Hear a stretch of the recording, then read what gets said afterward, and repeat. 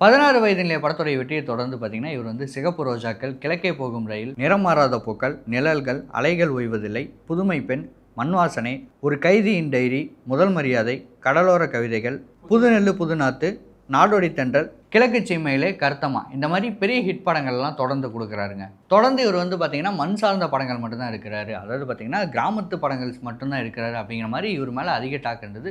அப்படி இருக்கும்போது தான் இவர் வந்து சில படங்களை எடுத்தார். அது என்ன படங்கள் அப்படின்னா, சிகப்பு ரோஜாக்கள், ஒரு கைதியின் டைரி, நிழல்கள். இந்த படங்கள்லாம் பார்த்தீங்கன்னா எனக்கு வந்து மண் சார்ந்த படங்கள் மட்டுமே எடுக்க வராது. அதாவது நீங்கள் சொல்கிற மாதிரி கிராமத்து சப்ஜெக்ட் படங்கள் மட்டுமே நான் எடுக்க மாட்டேன், டிஃப்ரெண்ட்டான ஸ்டோரியுமே நான் வந்து பண்ணுவேன்.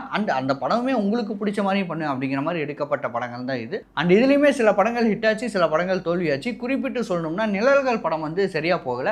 அந்த சமயத்தில் அவர் வந்து என்ன சொன்னார் அப்படின்னா, இது வந்து நான் சராசரி மக்களுக்காக எடுக்கல, ஒரு அறிவு ஜீவிகளுக்காக எடுக்கப்பட்ட படம். இந்த படம் பார்த்தீங்கன்னா நிறைய பேருக்கு புரியல. ஒருவேளை நிழல்கள் படம் பெரிய ஹிட்டாக இருந்தால் நான் இப்போ ஒரு நேமோட இருக்கேன் பார்த்தீங்களா, ஒரு கிராமத்து சப்ஜெக்ட் எடுக்கக்கூடிய ஒரு டேரக்டர், ஒரு ரொம்ப சோஷியலான ஒரு டேரக்டர், எல்லாத்துக்குமே பிடிச்ச ஒரு டேரக்டர்னு எனக்கு ஒரு நேம் வந்திருக்குது இல்லையா.